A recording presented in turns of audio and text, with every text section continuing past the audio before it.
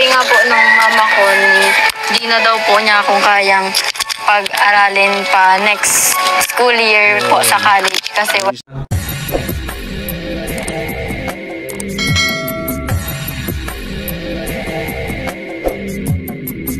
Right, what's up mga tangay? Welcome back. This is my YouTube channel, Katangay PLC. Sa mapagpalang araw mga tangay. Good morning, good afternoon, at good evening. Alright mga tangay, mag-reaction tayo for today dito sa isang napakasipag na ambasador kay Kalingap Jose.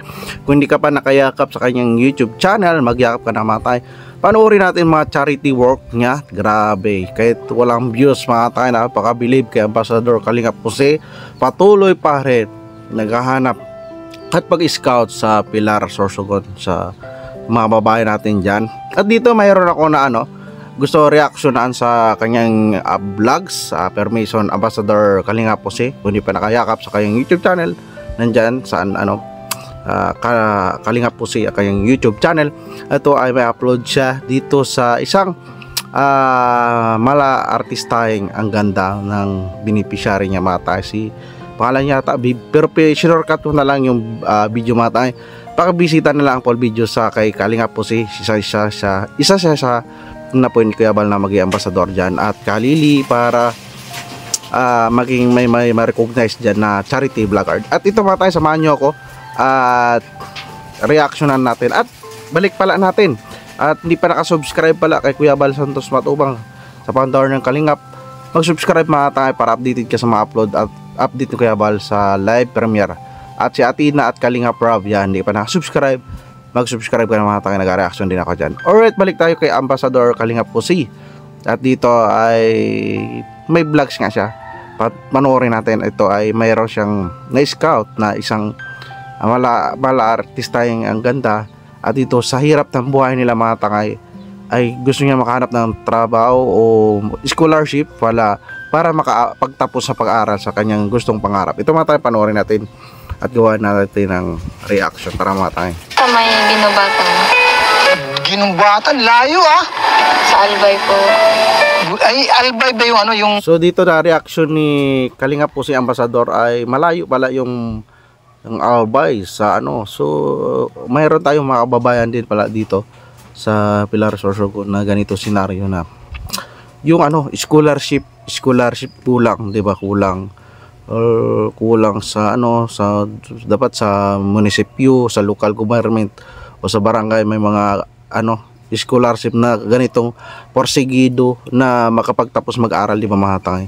Sana may ganitong gobyerno natin na charity vlogger katulad kay Kalingap may programa na scholarship. Bakit yung mga lokal, government at nasyonal, bakit hindi nagagawa, hindi nila na provide sa mga ating mga kababayan na mahihirap na mga scholar, di ba mga tay? ginubatan? Opo. Akala ko sakop na ng yun, sakop pa rin ng Sorsogon, hindi pala. Province of Albay na po siya. So sakop ng Malayo pa po doon sa sentro ng Albay. Grabe, may ganito pala senaryo sa ating mababayan. Ganyan dyan sa Albay, sa Sorsogon na medyo malayo-layo yung kanilang inaaralan daw, diba? Tapos maraming mga vlog, charity vlogger at malaking bagay mga ganyan sa lugar na yan. May mga charity vlogger, may mga kabataan na katulad kay Andy Kayakap Vlogs, mayroon siya na-scout na na-reactionan ko rin din mga tayo. Almost pagising sa alas 4 na madali araw, tapos magpunta sa school alas 6, almost 2 hours ang lakarin nila. So hindi pa na-develop yung transportasyon sa ganyang lugar, sa Albay, sa Dait, sa Liblib mga tangay. So matagal dapat maproseso na ng yan, local government na magkaroon ng mga transportasyon na sasakyan ng mga estudyante, di ba? Dapat i-modernize yung mga sasakyan.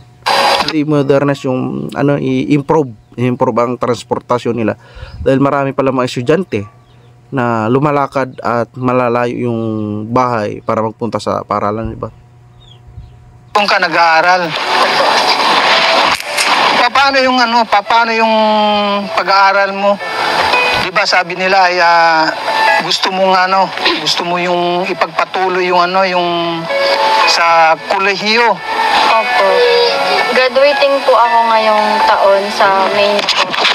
Congratulations pa, graduating siya mga tangay. At least nakatyaga siya mapag-aaral para sa kanya naman yan, sa buong pamilya nila, di ba mga tangay. Puti at least na interview ito ni Ambassador Kalinga po si. Grabe. Dikita natin kayong YouTube channel.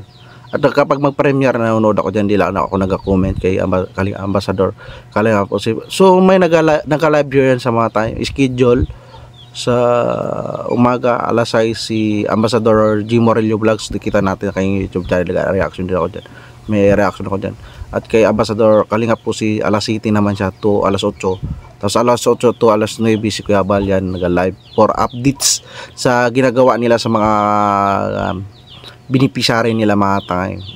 At least grabe na ni Kuya Bal yung may at least mayroon pa rin kahit mababa ang views, may sumusunod pa rin kay Kuya Bal na mga ganitong ambassador, di ba? Di ba? Mga tangay. So pagpatuloy natin na suportahan sila para sa programa pagtulong sa kay Kuya Bal, di ba? So malaking bagay ito na scout. So hindi ko na to medyo habaan yung reaction kung matay. So marami pa rin siya. Marami pa rin siya mga vlogs diyan. So malaking bagay ito na matulungan niya. So na-interview niya na lang to. Panoorin niyo na lang matay yung pag-interview ni Ambassador Kalinga po si dito kay Bib pala pangalan nito. So ang problema niya scholarship ata ito mga takay.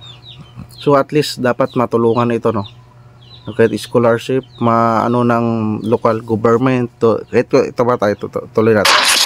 Sabi nga po ng mama ko, di na daw po niya akong kayang pag-aralin pa next school year po sa college kasi isa problema ng magulang niya at sa hindi rin sa kanya, sa mga kababayan natin mga tangay, yung regular na income, hanap buhay ng magulang. Kung wala rin talaga sa pang-araw-araw, maka minimum lang 350, 400 tapos ang anak nila so 5 piraso. So hirap makapag-aral ng anak mga tangay. So dito pumapasok mga tangay, lalong lumulobo yung kahirapan sa ating bansa. Kung hanggat hindi natulungan ng government, local government ating mababayan, mabigyan ng may alternatibong hanap buhay, magtanim ng mga gulay, kung ano man saan sila komportable, di ba mga tayo? Maapektuhan talaga yung mga anak at kanilang pag-aaral dahil walang pangtustos yung magulang mga tayo. Bagay sample ito si Biba, yung ang ito interview ni Kalinga po si Ambassador, di ba? daw po na pang tustos daw po ng pag-aaral ko. Kaya po, sabi po niya magtrabaho. Paano wala na pang tustos? Dahil yung ko lang opinion, siyempre yung magulang hirap din maghanap ng trabaho, maghanap ng pera, di ba mga tayo? Although hindi naman kini-question yung bakit marami siyang anak. So siyempre dito sa ating bansa kasi mga tayo, problema dito. Kapag hindi ka pa napag-aaral, high school, elementary, college mga tayo, napakahirap mag-apply ng trabaho. Na district remit, parang nakaroon na ng kaya may yung gobyerno nga may scholarship na TISDA, di ba? Dapat ganun, di ba? Explore, dapat mag-aral, di ba?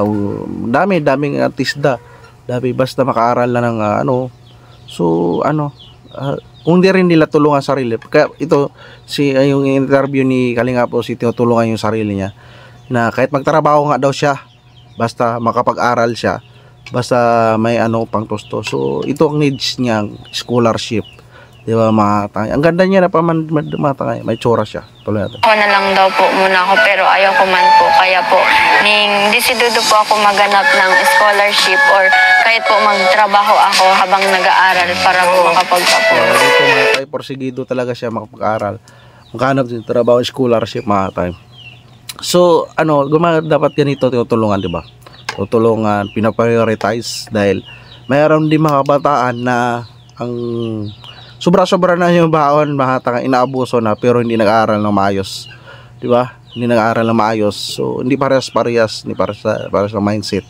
Meron talaga may gustong mag-aral pero hindi, walang pera, di ba matatay. So paswerte-swertehan na lang talaga. Kung hindi tulungan niya na katulad ito si gusto niya maghanap ng trabaho. So kahit sideline, di ba matay, tapos mag-aral siya. So trabaho na lang hanapin niya, di ba matay, para makarecover cover yung pamilya niya, yung sitwasyon ng bahay nila, di ba matay.